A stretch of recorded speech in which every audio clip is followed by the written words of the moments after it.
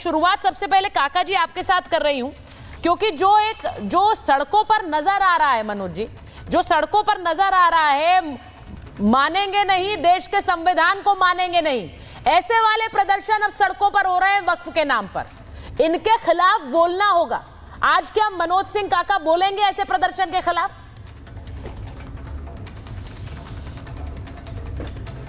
बिल्कुल, मनोज सिंह काका तो बोलने के लिए और बोलने की हर तरह के आज़ादी का हम लोग सम्मान करते हैं। मनोज सिंह काका ने, समाजवादी पार्टी ने हमेशा से कहा है कि जो लोग संविधान विरोधी हैं उन्हें कम से कम भारत की राजनीति से तो तिलांजलि दे देनी चाहिए। और आपको मैं थोड़ा पीछे और आपके संदर्भ को मैं और थोड़ा बड़ा करना चाहता हूं। इस देश में संविधान का सबसे पहले बहिष्कार अगर किसी ने किया तो MS गोलवलकर ने किया, अपने किताब में किया, सावरकर ने इस देश का। और सबसे ज्यादा इस देश के संवैधानिक मान्यताओं का अपने संस्थान पर 52 साल तक झंडा न फहरा करके RSS ने किया। जो RSS आज यही कह रही है कि अब हिंदू मुस्लिम करने की जरूरत नहीं, कम से कम वो एक अच्छी बात कह रही है। सुनील अंबेडकर ने बयान दिया है, लेकिन उत्तर प्रदेश के मुख्यमंत्री तो लगातार अराजकता का बयान देते हैं। तो संविधान विरोधी तो वही लोग हैं, RSS और BJP के लोग हैं। उनसे पूछिए कि हमारे संविधान में तो लिखा हुआ है कि, और संविधान में यह मान्यता है कि 27% आरक्षण होना चाहिए, पिछड़े पावन 100 में सन सोपा ने बाधी गांठ, पिछड़े पावन 100 में सा।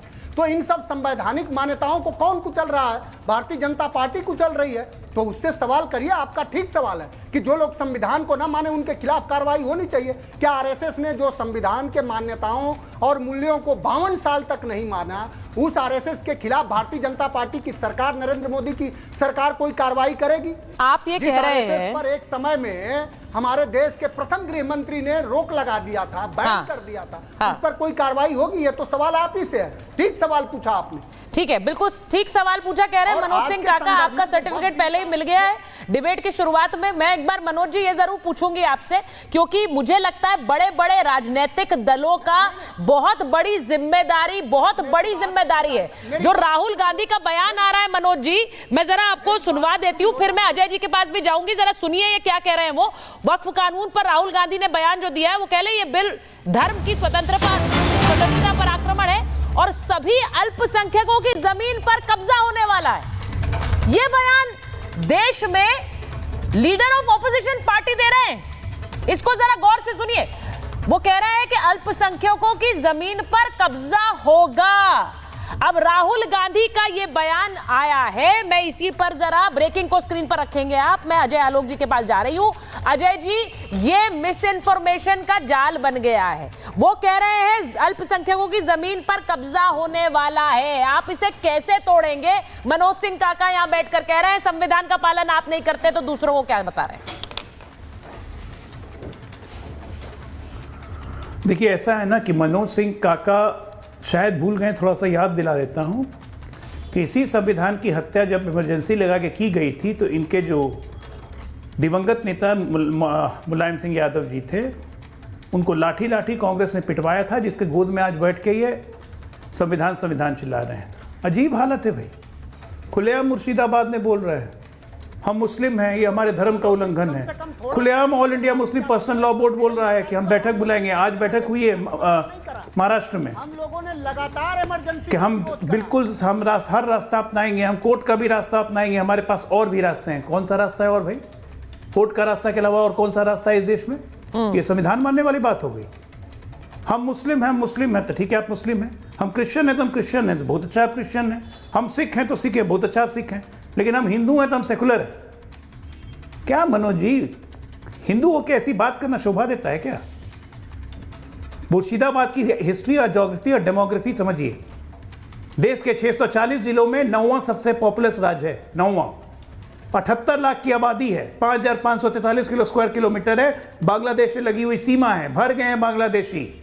67% थे मुसलमान 1991 के सेंसस से। आज की तारीख में पता नहीं कितने होंगे। हिंदुओं को खदेड़ा जा रहा है। काका जी, मैं आपसे रिक्वेस्ट कर रही हूं, एक बार कंप्लीट करने दीजिए। देखिए, आपने भी अपना शुरुआती वक्तव्य दिया, कोई बोला नहीं है। अजय जी को बोलने दीजिए, मैं आ रही हूं आपके पास। मुझे पता है आपके पास हमेशा बोलने के लिए काफी कुछ होता है। मैं 1 मिनट, अजय जी बोलिए। अजय जी बोलिए। वहां अभी मौलाना साहब ने ठीक बोला है कि इस तरह की धार्मिक भावनाओं को भड़काकर कल को एक अलग राष्ट्र बनाने की बात होगी। और एक अलग राष्ट्र की कल्पना तो जब भारत पाकिस्तान का विभाजन हुआ था तभी ईस्ट वेस्ट कॉरिडोर बना के की गई थी, जिसको सरदार पटेल ने नकार दिया था। संविधान की हर बात का उल्लंघन करना आप लोग का काम हो गया है। राहुल गांधी तो ऐसे महान व्यक्ति हैं कि उनको हमारा संविधान 1000 साल पुराना लगता है, और हमारा संविधान 1947 में आ गया था। लीडर ऑपोजिशन को यह भी नहीं पता है। आज कह रहे हैं कि अल्पसंख्यकों की जमीन कब्जा कर ली जाएगी। लिस्ट निकालो क्या कांग्रेस नेताओं का, पूर्व से पश्चिम से लेकर उत्तर से दक्षिण तक, जिन्होंने वक्त की जमीन कब्जा कर करके उस पर मॉल बनाए हुए हैं, 5 स्टार होटल बनाए हुए हैं, जिससे पैसे खा रहे हैं। उस वक्त गरीब मुसलमानों की चिंता नहीं होती है। और एक बात बता दूं, ये काट की हांडी बार बार नहीं चढ़ती है। मैं पहले भी कह चुका हूं, कोई गलतफहमी या मुगालते में ना रहे कि दोबारा कहीं शाहीन बाग किसी प्रदेश में बना लेगा। ये नहीं होने वाला है, ये नहीं होने देंगे। संविधान है, संसद से पास किया कानून है, सबको मानना होगा। मैं एक बार साजिद रशीदी साहब के पास जा रही हूँ। रशीदी साहब, मौलाना साहब, मैं आपसे इसलिए पूछती हूँ ये सवाल क्योंकि आपने आज एक बड़ा बयान दिया।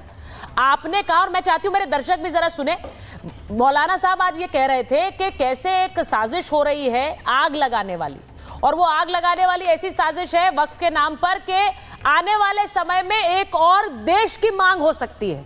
अब ये एक ऐसा बयान है रशीदी साहब जो बहुत से लोगों को आप पर भी हमला करने के लिए उकसा सकता है, लेकिन बहुत से सवाल खड़े करता है। आप क्यों कह रहे हैं ये कि एक ऐसी साजिश हो रही जिससे देश में आग लगेगी, ऐसी साजिश जिससे एक अलग देश की मांग होगी?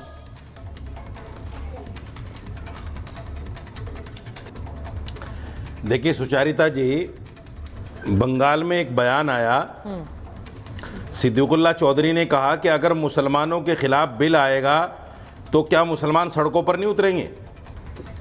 और मुसलमान सड़कों पर उतरे, उन्होंने गाड़ियां जलाई, फसाद हुआ, दंगा हुआ, ये सब ने देखा। मणिपुर में इसी बिल के विरोध को लेकर एक एमपी के घर को जला दिया।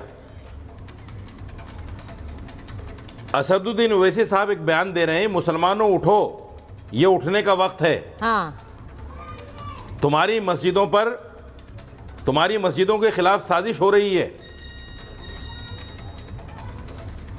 सरकार को इस पर माफी मांगनी चाहिए।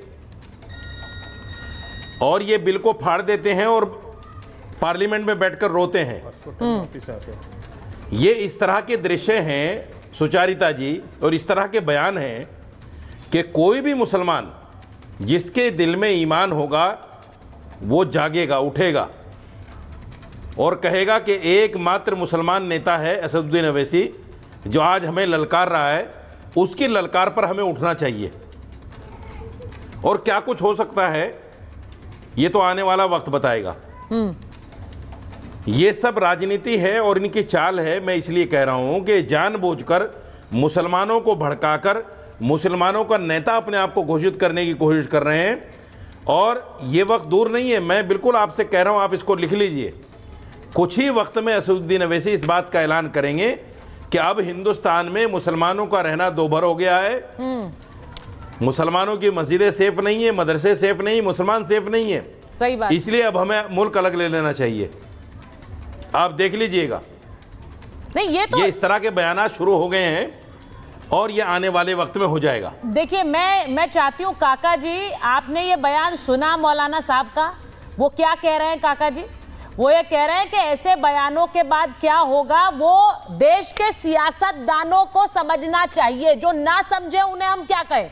मैं इसीलिए जो उन्होंने बोला है, मैं उस पर पहले संजय जी के पास जा रही हूँ, हाजी जी के पास जा रही हूँ। जरा मुझे बताइए संजय जी, ये पूरी तैयारी वहां हो क्या रहा है? बंगाल में हिंसा भड़की जा रही है, लोग सड़कों पर आकर कह रहे हैं हम संविधान को नहीं मानेंगे, सब कुछ चल रहा है, फ्री फॉर ऑल हो रहा है।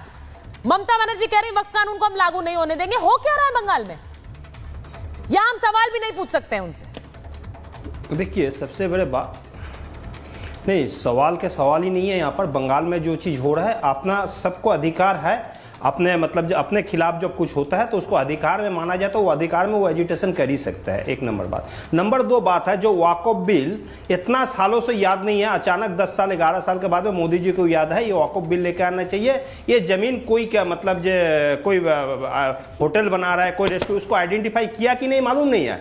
लेकिन सबसे बड़े बात क्या है, कुछ भूमि माफिया के लिए ये वाकफ की जो जमीन है, जमीन भूमि माफिया को हाथ में दिया जाएंगे और उससे फायदा लिया जाएंगे। इसके चलते थे, इसको वाकफ के जितना भी ये कानून लेके आया उसको चेंज कराने का कारण सिर्फ भूमि माफिया को हाथ में ये जमीन देना है इनके।